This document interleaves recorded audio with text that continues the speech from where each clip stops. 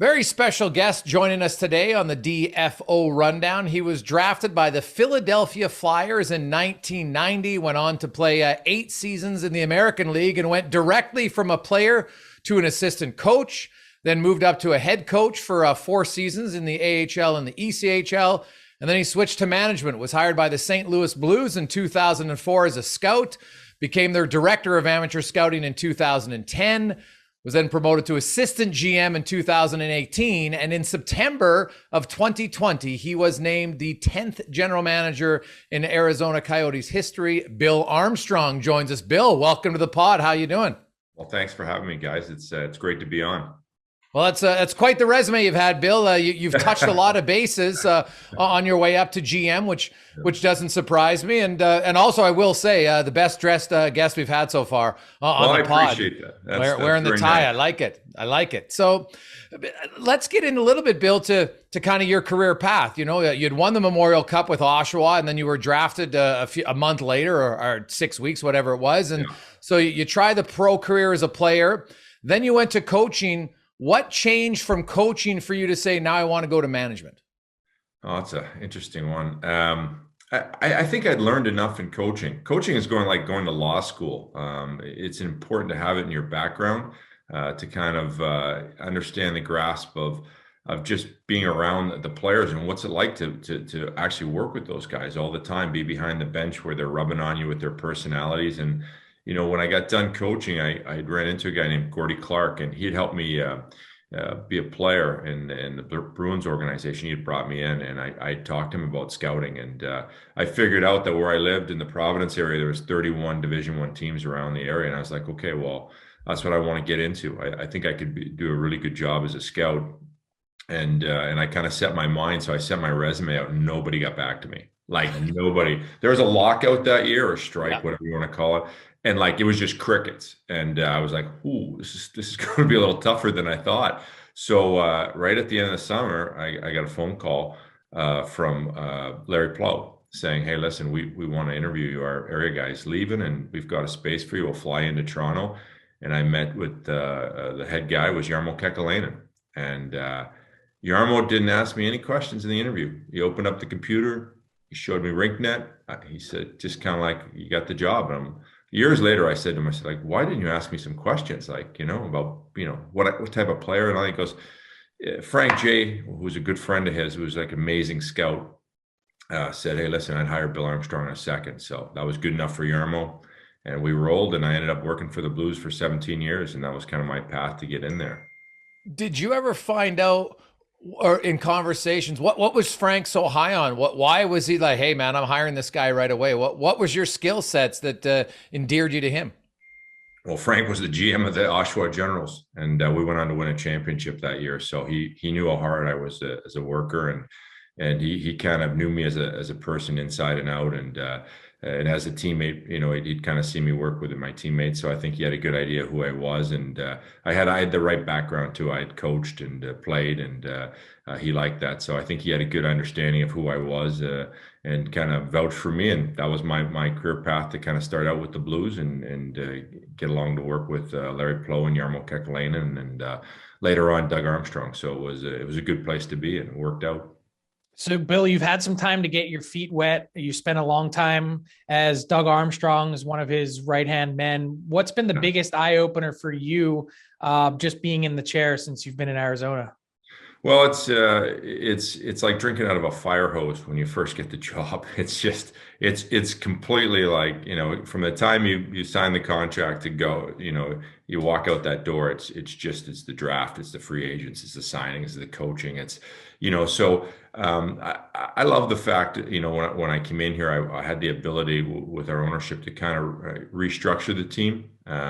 And kind of put in place not only off the ice of the people that I wanted to run the draft and the pro staff, but also on the ice. So there was a lot of flexibility. There's a lot of work. Obviously, our organization is in the rebuild, retool, whatever you want to call it, mode. So it's not glamorous when you're in this, you know, kind of rebuild. there's a lot of I guess you experience a lot of losses at times, so it's not great for the franchise. But in the same sense, you get to change how the franchise looks, and the players you add through the draft and through free agency, or the guys you find over in Europe can make huge difference. So I'm excited about the fact that we've kind of rebuilt underneath from the ground up, and here we go. So you mentioned the rebuild, and clearly the process is a big part of, that, putting all of that in place. Curious from a scouting perspective, this is such a big draft for you guys this year coming up in a few months. When you look at the process and how that this has unfolded, it also feels like it's happened at the same time that scouting in the NHL has really changed a little bit. There's been less of an emphasis from the teams that I've talked to, certainly on in-person viewings, and way more video work being done. Yeah. Can you shed some light on, what it's been like for you guys in your organization in terms of, really making sure you get all the viewings that you need, both in person and in video? Yeah, it's a great question. Because I think the pandemic has led the scouts to want to know the players better, because they've taken what they've learned in the pandemic of studying video, but also mixing it with some live views and mixing it with some analytics. You have a better understanding of the player. So I think scouting has changed simply because of the pandemic. They want to know the player better, and that's what analytics and that's what video does. You'll never know the player really till you see the body language, when they get to the bench after the coach pulls them and all that stuff that you can't really see on video. There's stuff off video, like the pace that the player kind of plays at. There's certain things that you can't see on video. So live viewings are really, really important. But at the same time, to know the player better and inside and out, to do a great job as a scout, those tools of analytics and the tools of video are just like they're great for scouts. The harder you work, the luckier you get in scouting, and that's two tools you can use to be a better scout. Do you think we'll ever get to the point, Bill, where there's only limited live in-person viewings that are needed, in the sense that, you mentioned some of the things, the boxes that you need to check, body language. If you're looking at a defenseman, you want to know, and you really can't see it on video, how do they manage their gaps, things like that. Yeah. But really, that the purpose of scouts or scouting will be almost like investigative reporters, in a sense. Not that you're digging for dirt, but your key as a scout will be to get to know the player and what makes them tick, really, before you even call their name in the draft. Yeah, I have this theory. It comes from my dad. He owned all these companies, and they eventually all went extinct. And my thought process was, this: change before you have to. And in scouting, in the world of hockey, it's always changing. One day there was, you had 5 fighters on your team. The next day you woke up, there's no heavyweights left in the league. It's always changing. And you have to stay up on the trends as far as scouting. And I think, with all the SMT data and all the other data coming in, and even if you take gambling, they're studying numbers, and those numbers are going to make us more efficient about predicting goals and all the things in hockey. So numbers are important. Analytics are really important. I'm not so sure that it'll completely take away from scouting, because there is some greatness about seeing that player live, seeing how he interacts on the bench with his teammates, and how he does, if it's a goaltender, gets scored on, and all of a sudden you see his body language. There's some greatness about seeing that person live. But I think what you're talking about with the analytics and video is that the actual draft itself and the lists that are produced of teams are going to become more accurate because of the video and because of the knowledge from analytics. They're going to be way more accurate. Bill, when you use analytics, some people like to call it information, right? The more information you get, how have you discerned what is the right information and what can be misleading? Or maybe not tell you what you think the numbers are saying? Well, it's good. Yeah, that's another good question, because analytics can be very misleading, and there's a lot of things you don't need to measure. You don't need to measure how quick he gets to the bench. Like there's certain things you just don't need to, to measure. But there are some things that are really, really important. But what you have to understand behind the scenes is like, well, okay, you're comparing, I remember the draft with Dubois and Laney. They had analytics. It was kind of like the first time we had seen them in the amateur side, and they had 11 viewings of each player. Well, Dubois was playing against 15 and 16-year-olds. Laney's games were at the World Championships. There's a massive difference of that. So when they presented him, the analytics didn't look right until you really got in and deep and you asked a lot of questions. So I think as we move forward and we understand, the accuracy of the analytics and the evenness of the analytics and what you're measuring, they can really, really help teams out, and they can really be catered to what the team wants in their identity. You have a background, of course, as an amateur scout and then director of amateur scouting. Then, of course, as assistant GM, you evolve into pro scouting. Can you talk the difference that you've known? Like, is amateur scouting much more of a projection a little bit, Bill? Whereas when you're looking at pro scout, it's a little bit more of a finished product to say, hey, we think this guy can fit in our puzzle right now. Yeah. Amateur is very humbling. You'll walk in a building like, that kid will never play. And, 6 years later, you're like, like, I got to go back and think about that one. Like, how did that person play in the National Hockey League? It's a humbling job because of the change in that you see from the kids when you first see them at 15 to the time, they're 20 years old. The amount of change is, some kids just get it. Some kids experience something, that causes them adversity, whether it's their girlfriend or their parents getting divorced or the coach is not playing them or some point in time, and they grow because of that. And other kids don't grow as much. So sometimes when you see the pros, they kind of are who they are when they get to a certain point, and they're a little bit easier to predict. But amateurs change, and there's a lot of things behind the scenes you can't see that influence the path of an amateur player. And I wanted to quickly ask you about that aspect of the human side of scouting, right? Like, you use the word adversity, and I find, a lot of the top end picks, they're the best player on their team. They've never not been on the power play or anything. Like, is there a way to find out which guys, maybe have the thicker skin who are going to be able to deal with adversity at the pro level when they never really had it at their junior or college days? It's an amazing education for me. Like 20 something years, I've sat in those rooms and interviewed players, and the ones that have had some type of adversity, whether it's a speech impediment, something's happened to their mom or dad, how strong that has made them. All the top 10 kids in the draft, they look the same. They come into the room, they're like King Kong. They scored 50 goals. They got, confidence comes from a source. It's, how good they are in junior, and they come walking through in their flashy suits, and they're like, and then some guys, it doesn't translate, and it really affects them because they're not used to that adversity, and sometimes it breaks them. Other guys, they'll come back, and you see the Jack Campbells of the world where all of a sudden they experience some adversity, in pro, and he battled through it and somehow find a way back to the NHL. Some guys it breaks where they never do. But adversity is, and it was great for me as a parent just to be in those rooms. I'd tell my kids about some of the stories and what kids went through to be a player. And I always found like the parents that were the toughest on the kids and held them to the highest standards, their kids actually, kind of accepted that, and they were like, mom and dad are driving 8 hours, I better work hard. And, that influenced me. My son has gone on to have a pretty good college career at BU, and I would tell him the stories about the players all the time. And I think that actually helped him to learn how to work harder. Bill, you mentioned adversity, and when you're going through the rebuild, some of the losses that pile up can be tough for the guys that are, in the current roster to deal with. We heard some candor from Jakob Chychrun to close out the season.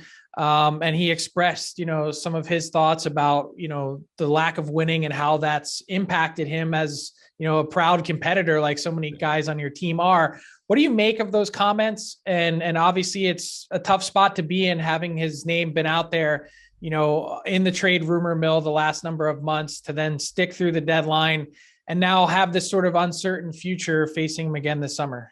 Yeah, I think those comments are natural. If you're getting off the plane every night and, you're not winning, it's tough. I don't care who you are.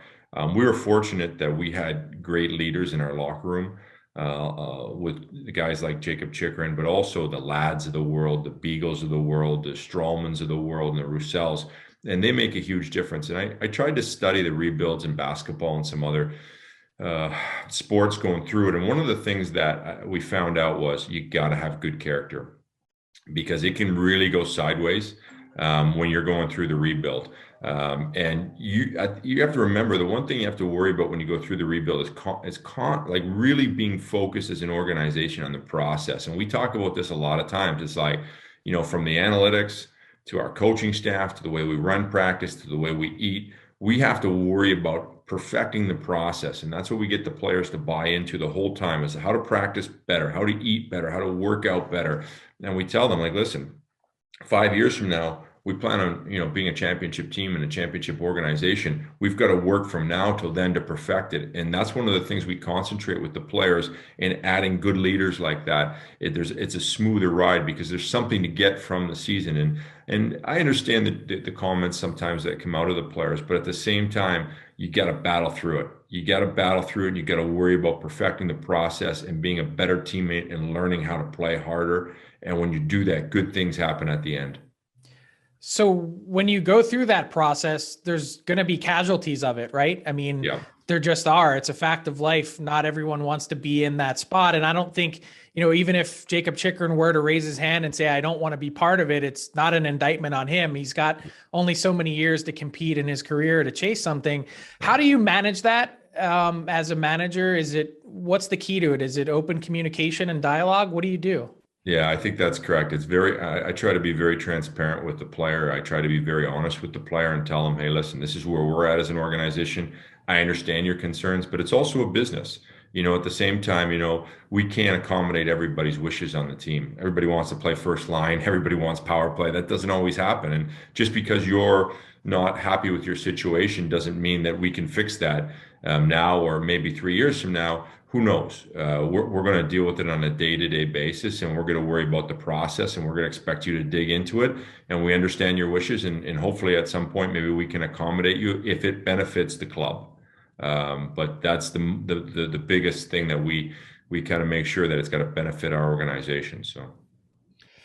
Bill, I want to talk about your experience in St. Louis, because really leading up to the Stanley Cup final from 2012 to 19, you guys had the second most points in the NHL. Like, you were a really top team, but no, you weren't necessarily, and even in 2019 up until Christmas, no one thought you guys were going to be the Stanley Cup champion that year. I think it's fair. Yeah, but we didn't either, because we were watching Hughes at the World Juniors. So yeah. When you look at that 8-year run, and you were director of amateur scouting, and then you moved up into the assistant GM role, building your way up, and just kind of the process of that it wasn't just, hey, now we're good, we're into the conference final, now we're going to be in the conference final every year. Like, it doesn't work that way in the National Hockey League. There's lots of the trials and tribulations and valley. What did you learn during that time that you hope to take to Arizona? Because it looks like you have a big picture plan that there's no quick fix for. Yeah, there's no quick fix here. We're the same as St. Louis. It helps me that I went through that with St. Louis. The biggest thing that I tell all our guys is just keep drafting and acquire good players. Stack one good player on the next good player on the next, and be patient about that process. And we've been lucky. Like, we've been able to acquire the guys like Gunther last year in the draft. He's going to be a really good player. He's having great playoffs. We got him at 9, and then all of a sudden we got JJ Moser. He played for us. He was one of our top 4 defensemen, and we got him at 60, I think, at the draft. We got Veg Malco. We picked him up as a free agent. So we've added these little pieces very quickly to our organization, and that's my big message to our organization. Keep adding good player on good player on good player. I believe we've got the most picks in the next 3 or 4 years in any other organization. And we're still going to try and add more, and we're going to try and do it through drafting. If you look at the 10 last 10 teams that have won it, it's all the draft. It's the same common theme. Guy picked at 1, guy picked at 2, or it's 1 or it's 5, but it's the same. You've got to find your impact players at the top of the draft at some point. That's going to help drive the organization through, and you've got to have great scouting. I think the other lesson I learned from the Blues is we had 2 major issues with the Blues that had huge setbacks for us every single year they occurred. We played LA or played Chicago, and they actually went on to win the Stanley Cup, and they stopped us from getting through that. And it made us a better organization in the sense that we had to go back and draft better players and just really fine tune it and become a better organization, a grittier, tougher organization that could compete in those big moments. And I think when we had faced those teams and the losses we had in the playoffs, they were great series. It might have been some of the best series that those teams had played. And it's just a battle. And I think we did a good job at kind of drafting and acquiring better players for those battles. It made us better in the end. Bill, when you look at last summer and how it played out and how you aggressively leveraged your cap space, not only to acquire more draft picks and assets, but also to fill out your roster. And you mentioned the leaders that came in as a result of that. It's sort of a nice bonus or byproduct. And there were some really big hits too. Like, I have to give you props. Shane Gostisbehere, 50-point defenseman. You got the Flyers to give you a 2nd round and a 7th round pick in order to just pick up the contract. Do you envision yourself being in a position to do the same or similar type thing this summer where you're using that cap space to your advantage? Yeah, I mean, teams get to a point where they're trying to win a championship, and they've got a clear cap space. And last year, I think they were able to do that a little bit with Seattle too. But this year, there might be us and maybe another team that does it. It's an advantage for us because we have so much cap space to do that. And it helps us, if we're patient with the process, to gain more draft picks through it. We're gonna go through the same summer as we did last summer and approach it the same way. Try to take on some deals and acquire some picks because of it. And I think it benefits teams that are going, that they need to clear the cap space, whether it's 6 million, 7 million. And we can do that for them. So I think it works in both ways. It gives the team a little bit of freedom, and it gives us some draft picks. So we're going to try and do it again this summer. There's no greater asset in the NHL today than cap space. When you go through that process, what's it like? Are you calling teams, or do you just basically put a sign out there on your lawn that says, hey, I'm open for business? How does it work? Are you actively approaching teams with ideas that may have some salary cap pinches, or do you let them come to you? A little bit of both, but sometimes I see some stuff and I'm like, hey, we could do this for you. I think when you do deals with other teams, you always have to put yourself in their eyes. Like, does it work for them? Like, it's got to work for both clubs, so it depends where are they at in there? Are they going for it this year? So I think you just try and reach out to GM and say, listen, I think we have something here that would work for us because you guys have the picks and we can take the cap space, and that's going to allow you to bring a nice player through the door, at free agency. So you just got to explore that. I think sometimes, everybody knows the cap and what everybody has. So you just try to reach out with some ideas, and it's got to work for both clubs. And hopefully there's something we can get done along the lines of what we did last summer. Bill, during the season, you talked about wanting to build a good culture in your organization.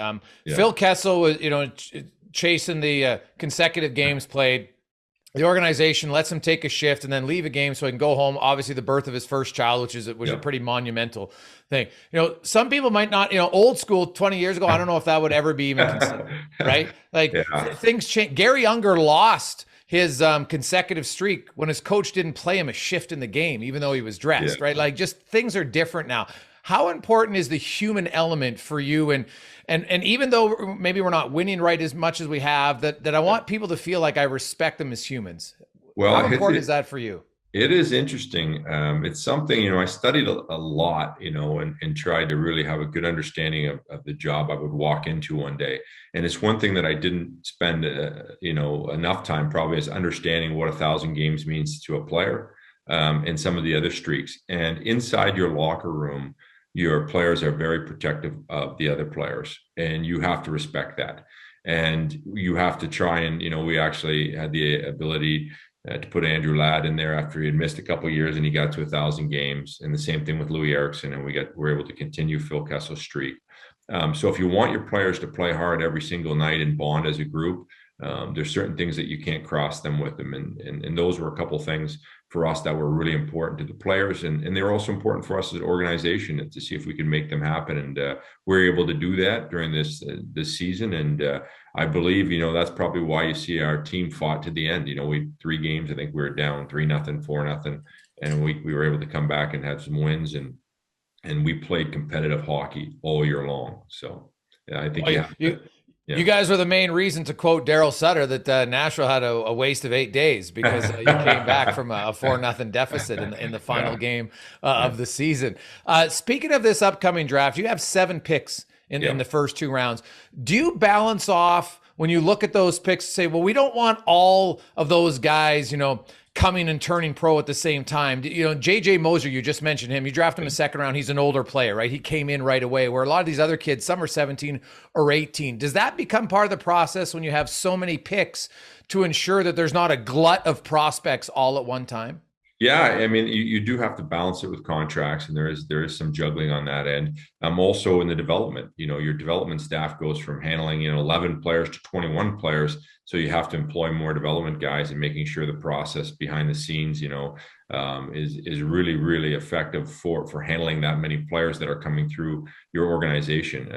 There's a whole strategy behind it that we've tried to study as much as we can, and what's going to happen when all these guys come through the door. So we've tried to really work at that behind the scenes and have an understanding that we're going to probably draft more players in the next 3 years than any other NHL team. And what are we going to do with those players?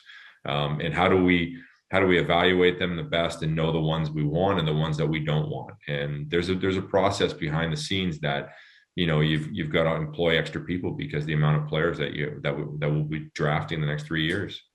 So do you plan on putting more resources then into your amateur scouting simply because of that? We kind of, that was my first thing I did, is started hiring amateur scouts. I mean, if you think about our staff, we have a couple guys like that cross over from pro to amateur, but we've had 4 guys on our staff that have picked at one, Larry Plow, Daryl Plandewski, Ryan Janikowski, and Alan Heppel. So we've got a really experienced amateur staff. And from me being in the field, I knew the guys that I wanted right away, and we went after them. And that's the one thing I talk about all the time as I walked across the parking lot after I did the press conference for the job. I said, like, what makes me any different than the other GMs that were here? And my thought process was just to make sure that we have the best amateur scouting available and go out there and get the right people. And that was the one thing that we try to do from the moment I got the job. So what is your strategy then? Because you sat as a director of amateur scouting, and the draft is kind of like your Stanley Cup, right? You put in all these hours. Do you let your head of amateur scouting make the final decision, Bill, or are you? How is that going to work on draft day? Because I'm sure there's arguments. I really like this guy, and I really like this guy. How does that final decision going to happen, and where will you stand on that? It's another good question. Doug Armstrong, I thought, was amazing with me when we went through the process. He guided you like, hey, listen, we're not taking a 5'6" guy, or we're not taking this guy because we got so many of these guys. Like, he was really good in guiding, but he never really laid the hammer down. It just had to make sense. Okay. And that's what my thought process is with my guys, is to guide them a little bit, give them some ideas of what we need, in our thought process around drafting certain players. But really, it's their call. They're on the road the entire time. They have huge impact on the decision that comes about when you're drafting high. Bill, how does moving to Arizona State impact your team and how this process unfolds over the next few years? And I realize it might sound like a dumb question, but just talking to some players, there's been some concerns and frustration about, what that, I don't want to say atmosphere will be like, but what that will look and feel like for a team that's going to need to park there for a few years. Yeah, it's interesting. We've actually had a tour of it, and it's going to be very intimate inside that. I think it's almost like, I think people would just come because it's like quirky. It's like, it's something different that the NHL has never really seen, is that intimate. And we're going to try and use it, to make it loud, and and our style of hockey that we play. I think Coach Chychrun has done a great job with playing a physical brand of hockey in that small barn, we'll call it, and get the fans excited. I mean, we play a fast brand, and it's a hard physical style that he plays. So it's going to be exciting, and that's in the intimate arena. Obviously we haven't seen him played there, so I mean, that will kind of develop as we go. But the players have expressed some concern in some areas. We've tried to say, hey, listen, we're going to build an NHL locker room there. We've added on to our facility and our practice facility, so there's some things we've done there. It's not the perfect setting, but it's an interesting one at that. But it also requires some buy-in. Like we were talking about that just a little bit ago about, you want guys that want to be there, but at the same time, you might not be able to accommodate the guys that don't. How do you balance it all out? Yeah. We're in a different environment down here. So, like, first thing when I took the job is like, people would call me. I'm like, we're gonna go through the rebuild. It's out there, and all of a sudden, your phone's ringing. Hey, my guy wants to come to Arizona. You're like, it just doesn't stop. Arizona is just, the lifestyle itself is probably the most beautiful place you'll ever be in the middle of winter.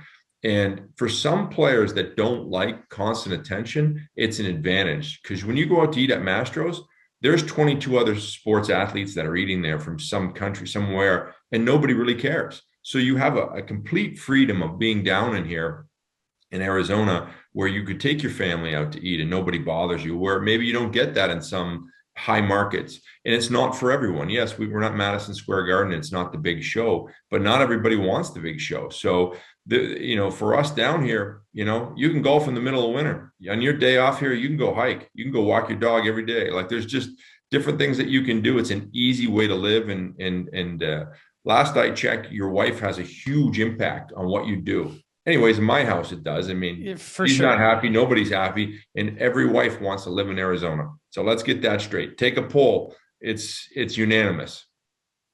Fair. Definitely fair. Yeah. And we have good taxes. And the last thing, we throw free vitamin D for the families all the time. We get sun every day. So it's all good. Bill, you have Phil Kessel, Louis Erickson, Jay Beagle, Antoine Roussel, Anton Strawman, all UFA pending veterans. Yeah. When you're in this part of, wanting to build a team and wanting to have a successful one, I've seen a lot of rebuilds, and sometimes they just get rid of all their veteran guys. Oh, we're going to go with youth. Well, youth just gets their teeth kicked in all the time. How do you balance on trying to build a competitive team with young guys while still maintaining, some professionals who can help guide them? Oh, and you talk to our coaching staff, and that's one of their biggest concerns as they've gone through this process. And last year we were extremely lucky with who we had in the room. And, what I've asked them is for a little bit of patience. Let's see who's available, and let's see what deals are available and who we're bringing through the door. And as we move forward, we might have to bring back some guys that have been, character players for us in last year. So we'll have to explore that as we go. But it is definitely really important to have that leadership inside that room. There's, it's a grind when you're going through the rebuild, and you've got to make sure that you've got people that are going to, give you good leadership throughout the whole year. Well, Bill, we appreciate your time. We like to wrap things up with rapid fire. The only rule is you have to answer the question. Okay. I'm nervous now. All right, yeah, okay. First time I've been nervous. Well, we'll start. Frank doesn't look nervous though. No. Frank enjoys it. We'll start with some easy ones for you, Bill. After maybe after you were named the GM or the Stanley Cup you won, what is Bill Armstrong's beverage of choice, either alcoholic or non-alcoholic or both? Coffee, Starbucks coffee. Love it. Really? 2 sugars? Drink it all night, all day, and I can go to bed. I can drink a full cup and go to bed. It's just doesn't affect me. I love it. And what's in yours? Are you a double guy? Oh, no. My dad was like a triple double or whatever. Like that's just like weight gainer. I'm just black. Okay. You told us prior to the interview that you've always, your shirt and tie, that's just what you're comfortable in. Yeah. Who was your best dressed teammate in your career other than yourself? Oh, that's a good question. Oh, well, Louis Erickson is the best dressed human being ever. He looks like a fashion model when he gets off the plane. The worst was, Tony Tuzzolino was the worst dresser in the history of the game. And he played in the American League, and I made him in charge of the fashion, in our team. And it was the biggest mistake I've ever made. They walked on the bus. It was just a disgrace. It looked like Halloween. So did you give him guidance? Did he improve? I fired him as the fashion police on our team. That's what I did. It was terrible. Will you allow your players to just go with sweatpants on flights? Oh, we've got the fashion days down there, and our players love it. They love the fashion day. They think it's the greatest thing. And I'm just okay on it because as a GM, if you're in a place on the road and you get your butt kicked and your players are getting on the bus and they're looking like, really fashionable at times, maybe like they just came out of a skateboard park. It's hard to wrap your eyes around it. I'm trying to be one of those new wave GMs. I'm growing to it. They like it, so I like it for them. It's not always easy on the eyes, but I think the new player in the NHL it's coming. It's coming our way. If Bill Armstrong could wear one suit every day, what would it be and why? Blue suit. White shirt and blue or red tie. That's kind of and probably like Hugo Boss is probably the stretch ones are pretty darn good. Bill Armstrong, you were a very tough guy as you played. Yeah. Do you get aggressive as a GM or are you patient? No, I think I went through my learning process. I was a very hard coach to play for.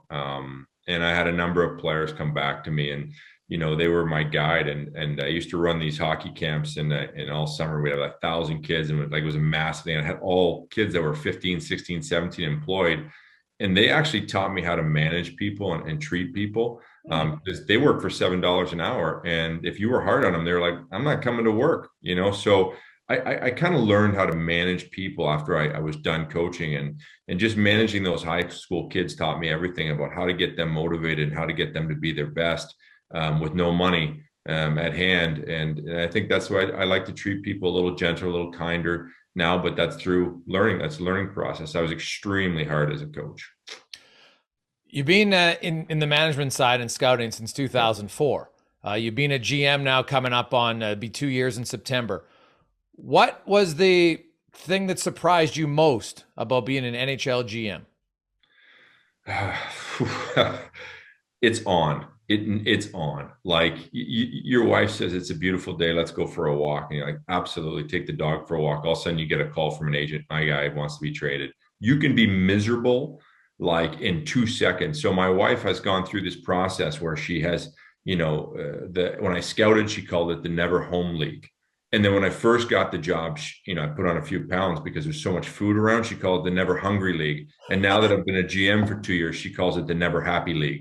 There's a lot of different forms of the NHL that's taken place. When you're a GM, it's on. It's just from the moment you get up. We're on a time change. So at 5:30 in the morning, guys like Frank are texting me, "Hey, what's going on with this?" And it's like, whoa, like 5 o'clock in the morning. It's on from the whole time through. So you've got to learn to manage your emotions. It's the biggest thing as a GM. There's a lot of things coming at you, wins and losses, and players being unhappy, and all the things that are in the media now. So you've got to really learn to manage your emotions. It's probably the thing that I've learned how to do the most. Best piece of advice you got when you were an NHL scout, and who gave it to you? That's a good question. Best piece of advice is just go back. The best piece of advice is this: 50% of scouting is showing up. You got to go. You got to get out the door and get to the rink. That's the best piece of advice. You'll learn. You can only learn it at the rink. You got to get out there and you got to get your feet wet. And the more you go, the more you learn. And the longer you do it, the better you become at it, because there's a lot of mistakes. You make a lot of mistakes as a scout, but those actually help you in the end because you become a better scout. But it's like a 10-year process just to get your eyes wrapped around the scouting. What is your philosophy on drafting goalies in the first round? Well, if they turn out to be Vasilevsky, I'm all for it. Listen, in our culture in St. Louis in the scouting room, I thought we did a great job, from Ben Bishop to Binnington to Husso to Hoffer's in there to, I'm missing somebody in that process. But, it's really about having, good people that understand goaltending, and you can find them anywhere. You just have to have good people, and they've got to see the good. If you go to a game and watch a goaltender, you can't say, okay, there's only half left of the glass of water. You got to say, it's 50%. You got to look at that positive side. It's the only way you can draft goaltenders, and they're hard, they're tricky. But this is one piece of advice about giving a goaltender. In their amateur year, they've got to have one game you go to that they win the game. They put the entire team on their back. I saw that from Binnington and a night in Kitchener in February in his draft year. It stopped 45. He won them the game. Larry Plow and I walked out and said, ooh, he's going to go high. You got to have one game where he puts a team on his back. And that's what we like about Veg Malco. He had 10 of those for us this year. Bill, great stuff, man. We appreciate it. Frank and I look forward to getting some free vitamin D from you when we come down to town next time. So thanks very much for joining us. I would love to have you guys in the desert. You guys let me know when your guys are coming. We'll set you up. All right. Thanks for listening to the DFO Rundown with Seravalli and Gregor. Keep it locked on dailyfaceoff.com and subscribe wherever you get your podcasts from to never miss an episode. Delivered by DoorDash.